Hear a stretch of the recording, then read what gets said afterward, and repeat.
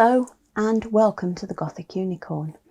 Today we are getting festive, and following on from my little festive vlog of the other week, I'm continuing trying to make decorations for Grandmama's witchy attic.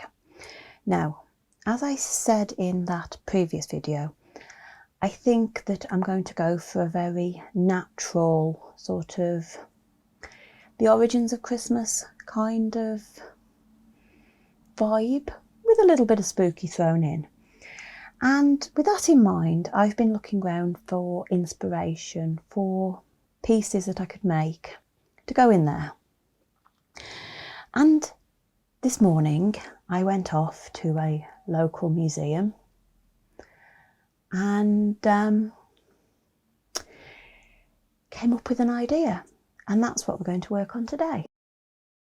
So the museum I went to is a living history museum, and it is set in the year 1900, and it is a Victorian town. A small, more village than town to be fair, but there's lots of buildings that are either original buildings that have been moved there or replicas of other buildings in the surrounding area. And at the moment it's decorated for Christmas. Now, I love going there at this time of year, and it was made even more special because we had some snow the other day, and because it's been closed for a couple of days, there was still snow on the ground and it looked lovely. And I was able to wander around and look at the decorations, which are all very natural because that was how it was done then. And I saw something that I just knew I'd got to make, and I've come back and I've searched out materials, and that's what we're going to do. Now, what we're going to make is a kissing bow. Kissing bow. I'm not quite sure how you pronounce it, sometimes called a kissing ball. Now, I don't know about the rest of the world, but in the UK, we kiss underneath mistletoe. Well, that's what you're supposed to do. You're supposed to hang up mistletoe and you're supposed to kiss underneath it. And this is a ornament decoration that traditionally was made with lots and lots of greenery and had mistletoe hanging, and then people would kiss underneath it. There are Christian connotations to it, apparently, according to Google. I don't know. I've just seen these sort of evergreen versions, and they could be made really, really big. When I say really big, I'm talking of 6 feet across. You know, they were huge pieces when they were made in sort of medieval times, that kind of thing. They were made to fit the rooms when they had big halls and things like that. We're not going to make one that's that big. I'm actually sort of basing it on what, one that I saw in a porch of one of the little Victorian houses. So that's what I'm going to do, and I will explain more as we go. Now, the basis of the kissing bow is 2 hoops. I'm using a lovely metallic chenille pipe cleaner. You could just use any old pipe cleaner if you wanted, or you could use wire. Full size, they're normally made of wood. I presume it's something like willow that is quite bendy, but if you happen to know anything about these, please feel free to correct me in the comments. And you have 2, and then they are fitted one inside the other to make a spear, a ball, which is why I suppose sometimes it's called a kissing ball. Now what I'm going to do is I'm going to take a little bit of beading wire. This is just green 28 gauge beading wire, and I'm going to fasten the two pieces together at top and bottom, just because I want it to stay in place. And all I did is I didn't cut it in half exactly. I left one a little bit bigger because you need one of your hoops to be a little bit bigger than the other, just so that you can actually get them one inside the other. So I'm going to wire that together, and I'll be right back. Once you've got the ball, it's time to decorate it. Now, I've used this metallic pipe cleaner because I figured it would give me a good base for it. You don't need to use anything this fancy, and I've got bits falling out. I'm not going to lie, I'm going to be covered in bits of green tinsel probably until New Year. But the next thing to do is to add some more greenery to it. Now, traditionally, looking at the examples I could find, you'd use ivy and holly, and of course the ubiquitous now pine, conifer, whatever you can get hold of. Basically anything that's green at this time of year. So I've got my holly leaves, which I punched out previously. I've got some of them here. And I can stick some of these on, and I probably will do. But I really wanted some ivy. And I'm not going to lie, as I say, I decided I was going to make this morning. So I hadn't got time to order anything in off the internet. So I went running into Hobbycraft, which if you're in the UK, you know that is our big craft chain. It's about all we've got. And they had absolutely nothing. They had absolutely nothing. No dies, no punches, no nothing. I looked at the trimmings they'd got, because I've seen little trimmings with little leaf shapes and things in the past. Nothing. And it was quite disappointing, actually. I did come out of there with some basswood strips that will make my skirting boards, baseboards, which I've been after for a while, but that was it. So then I had another thought, and I remembered that when I was clearing the ivy off my fence in the summer, I saw some that had extremely small leaves, and I thought they'd be brilliant for a miniature project. So I've been out. I went out searching for ivy, real ivy, and what I actually managed to get, I'll pull this over, is some stems with some small and not quite so small ivy leaves on. If you look at that, those are real ivy leaves, and they are pretty small. And what I'm going to try and do is I'm going to try and use some of these wrapped around this. I don't know how successful it's going to be, but ivy is fairly flexible, and I figure if the worst comes to the worst, I will take the leaves off of the stems and I'll just glue them on, because I'm not ashamed. I will do that. And I know full well that the ivy leaves will stay green long enough for this to be displayed this year, and then next year I can come up with something else, because that's what we do, isn't it? So I'm going to stop the camera. I'm going to try and do this, and I'm going to do probably an awful lot of cursing. I just know it. But we're going to try and get ivy onto my spear. I have got the ivy round, and I actually managed it and only had to use a little tiny bit of wire. I might put some more wire at the top just to make sure, just to keep some bits in place. I ended up with two bits overlapping on the one side, and that's why I went with a bit of wiring. So there.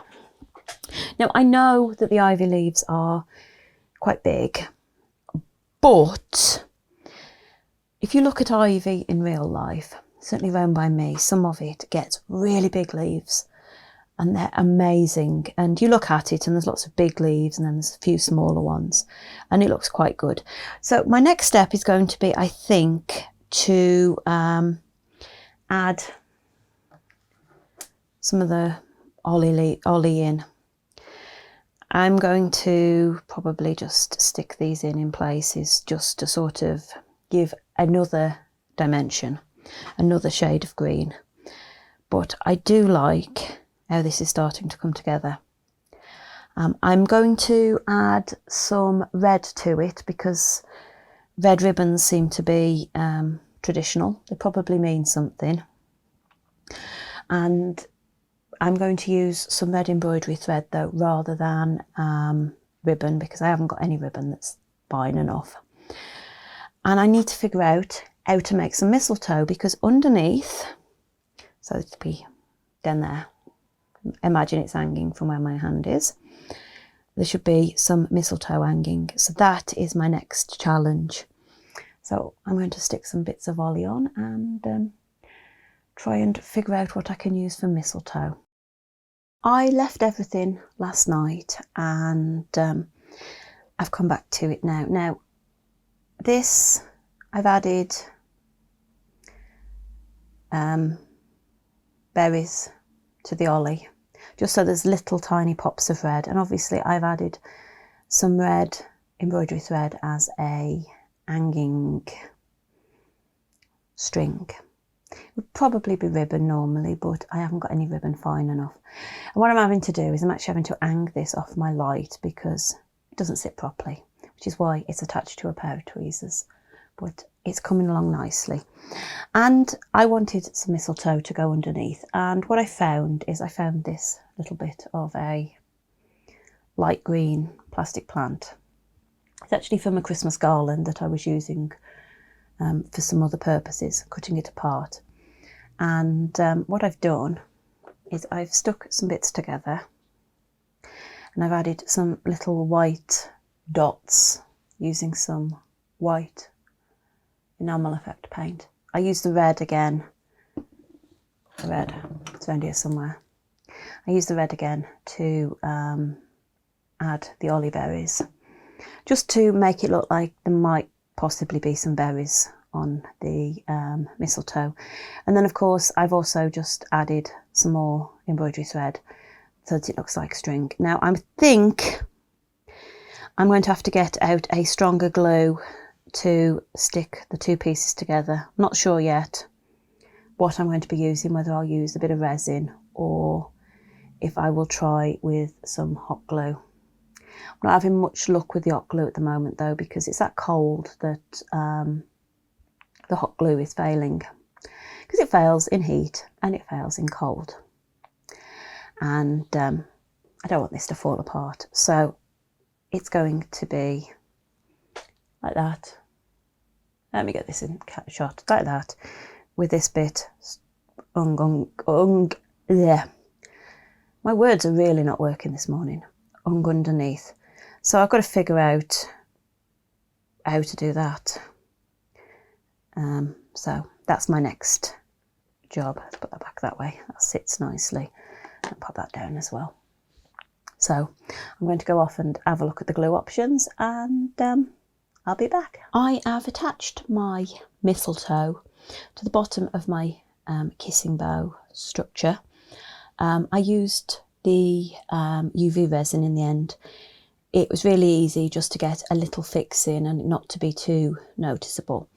And I think this piece is about done. I've realised that the only thing I've missed from my inspiration picture is the inspiration piece had got fir cones, pine cones, hanging down in the middle of the bow, and I haven't got anything that I can replicate that with. Possibly if I got the right beads I could do something, but I'm not going to worry about that too much because I like how it looks, and I really think this is going to fit in Grandmama's attic this festive season.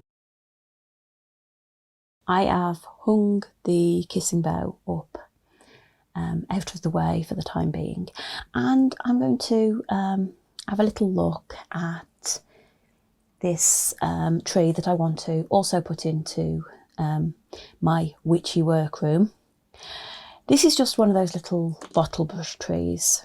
Generally they come in a pack of multiples, and they're pretty unremarkable. This one's green, but it's got white tips, so it looks like it's been snowed on.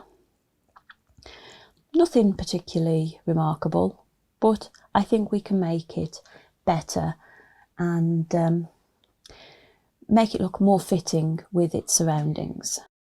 The first thing I'm going to do to upgrade the tree is I'm going to make it a proper pot, because that's not much of a base for it. So what I've done is I've got a strip of cereal box, which I've cut to about 1/2 inch deep, and then I've cut some circles with a circle punch, and I've picked one that is about the same size as the existing base. And what I'm going to do is I'm going to stick these together. I've got 5, you could cut as many as you wanted, and then I'm going to bend this around the existing base, and then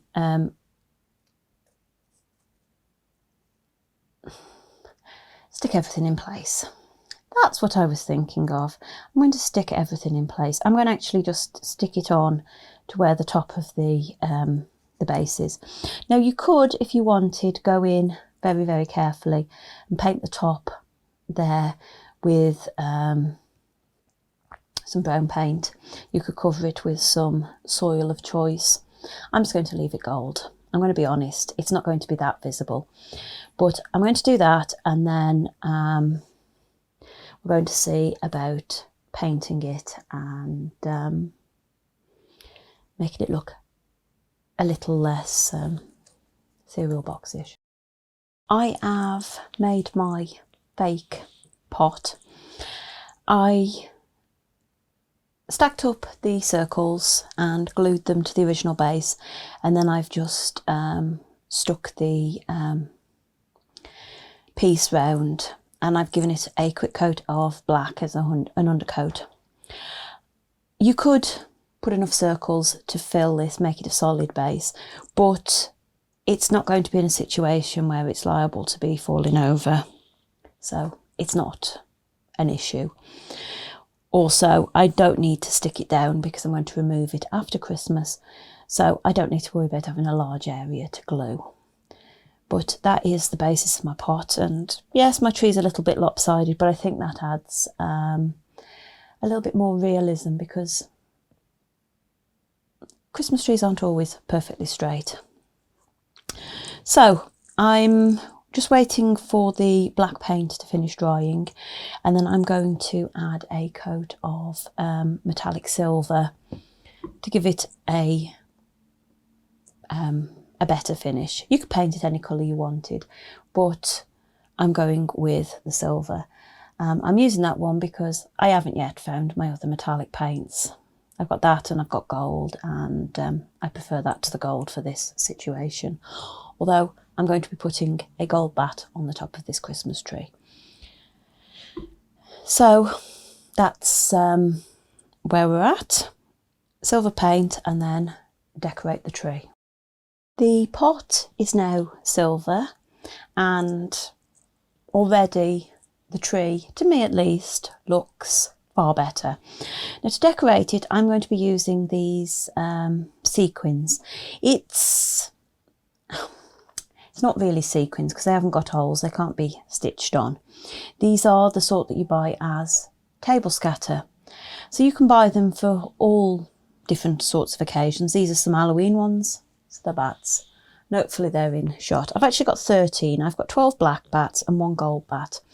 And the idea is that I'm going to decorate the tree with the bats. You could use anything, but these are brilliant because they're metallic, they're the right kind of size, and they're relatively cheap. These cost me about £1 for a bag, and there's so many in there. I will be using them for many years to come, I don't doubt. I'm going to start off just by applying a little bit of glue and sticking bat number 1 to the top. Now you can get stars like this. That'd be brilliant for putting a star on your little Christmas tree. And that is all we are going to do. We are going to apply a bit of glue. Apply some glue there. I'm going to take a bat and pop it into place. Now I don't know if I'm going to use all 12 of the black bats. I think that's actually probably pushing it a bit, but this is what I'm going to do. I'm going to go around putting glue, putting bats on, and then I'll have a suitably spooky Christmas tree. But as I say, you don't need to go with bats. You could use stars, you could use anything. And likewise, if you buy these trees now, you could decorate them for any occasion throughout the year just by using this kind of things. Or obviously you could use paper punches, little punches like that, to make suitable shapes to go on them. Just all depends what you want, but I'm going bats, so we'll get on with that. I'm just going to stick another one on before I turn the camera off. Pop it over there somewhere. Don't need to be too exact, just want to make sure that my bats are the right way up. Come on. I don't even know if I've caught the glue. Yeah, I have caught the glue. And then we'll just let that dry and we'll have a batty tree. And here we have the finished bat tree. I actually got all 13 bats on in the end, and I think it works quite well. I'm going to display it at a bit of an angle so that it isn't front on to the room, so to speak. But I like how it's come out, and it's so easy to decorate a tree like this. You know, any colour, any shape, whatever you want, you can do it. And all that from one of these little bottle bush trees that I think I got 3 for £1 or something like that. Don't have to cost a lot, and you can get them in all sizes, so you could actually buy a bigger one and decorate that if you so desired. But there it is, my batty Christmas tree. And here we have my makes for today. Quite different, most definitely different from each other, but they're both going in the same room because, well, why not? It's Christmas, anything goes. And anything definitely goes in my doll's house. My kissing bow based upon a traditional sort of idea, and my spooky Christmas tree. I hope you've enjoyed this video, and if you have, please like, comment and subscribe. Maybe even ring that notification bell so you know when I upload my videos. I upload most weeks. I try for a Friday, but real life gets in the way sometimes, and it has just lately, but we don't let that stop us. But until next time, bye.